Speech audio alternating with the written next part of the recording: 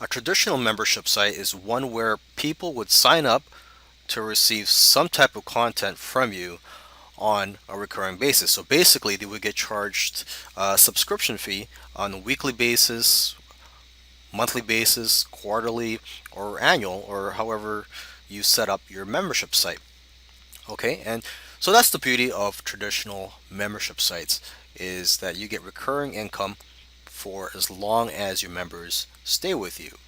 Now, of course, there are some drawbacks to having a traditional membership site. One of the main ones is that it's time consuming to have to consistently create content for your members.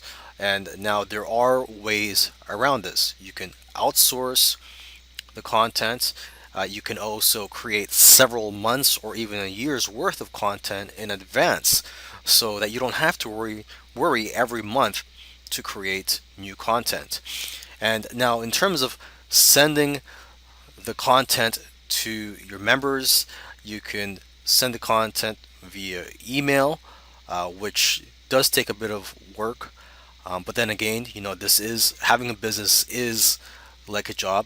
Now, if you want to automate things a little bit more, what you can do is buy a membership software tool or plugin.